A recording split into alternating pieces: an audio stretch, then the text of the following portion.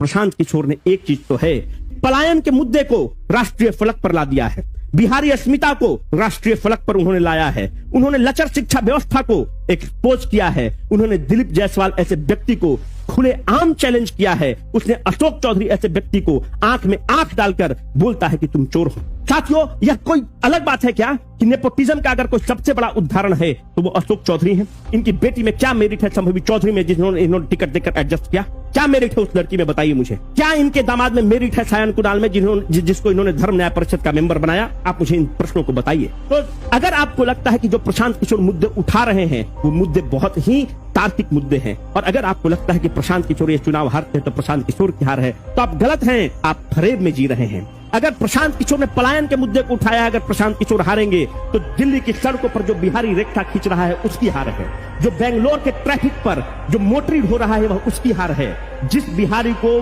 बंबई में बिहारी कहकर थप्पड़ मारा जाता है वह उसकी हार है, प्रशांत किशोर की हार नहीं है। अरे प्रशांत किशोर तो 1000 करोड़ रुपया यूं कमा सकता है और यूं निकल सकता है। प्रशांत किशोर जो कैंडिडेट दिया है, जो प्रोफेसर केसी सिन्हा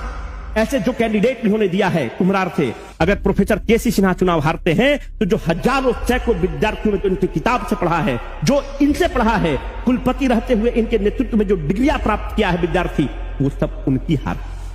यह प्रशांत किशोर की हार नहीं है। मुद्दे हमारे यही होने चाहिए कि मुद्दा हमारा बेरोजगारी होना चाहिए, मुद्दा हमारा लचर शिक्षा व्यवस्था होना चाहिए, जर्जर अस्पताल, डीएमसीएच की अस्पताल अच्छी है कि नहीं ये होना चाहिए, आपके जिला अस्पताल में आईसीयू और वेंटिलेटर की फैसिलिटी है कि नहीं इस पर होना चाहिए। आप भाजपा, कांग्रेस, जदयू, जनसुराज करते निकल जाएंगे, पर जब अपने बाप को स्ट्रेचर पर ढोते ढोते फर्स्ट फ्लोर से सेकंड फ्लोर और सेकंड फ्लोर से थर्ड फ्लोर और एमआरआई वाले बिल्डिंग में जब आपको घुसाएगा तो उस समय आपको पता चलेगा कि देश में और बिहार में कुछ नहीं चाहिए, मात्र हमें दो चीज चाहिए, एक अच्छा स्वास्थ्य व्यवस्था चाहिए, एक अच्छा हेल्थ सिस्टम चाहिए और एक अच्छा हमें एजुकेशन सिस्टम चाहिए। उसके बाद बिहारी कैपेबल है कि वो सब काम को कर सकते। तो हमें ये नहीं सोचना चाहिए कि कौन व्यक्ति जीत रहा है, कौन व्यक्ति हार रहा है। प्रशांत किशोर का हार ऐसे ऐसे जो लोग हैं, जो ताकतवर लोग हैं, जो हनक से बिहार में चलते हैं, ऐसे लोग हैं जिनको लगता है कि हम पे कोई प्रश्न नहीं उठा सकता है, उन लोगों की जीत होगी। प्रशांत किशोर का क्या है, 1000 करोड़ रुपया का ऐसे भी ये गाइडेंस देते हैं, ऐसे भी सलाहकार हैं, स्ट्रेटेजिस्ट है, ये काम करेंगे और खूब आराम से जीत सकेंगे।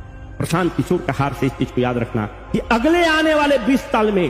कोई भी व्यक्ति अगर इन सरकार और इन ताकतवर लोगों के खिलाफ आवाज उठाएगा तो लोग उसका इसी तरह से मजाक करके बैठा देंगे, मजाक उड़ाकर बैठा देंगे कि तुमसे पहले 20 साल पहले प्रशांत किशोर एक डॉक्टर का लड़का था जो इन लोगों से टकराने की हिमाकत किया और बुरी तरह हारा। प्रशांत किशोर से आप असहमत हो सकते हैं पर आप इनके मुद्दे को खारिज नहीं कर सकते हैं, आप इनके मुद्दे से असहमत नहीं हो सकते हैं।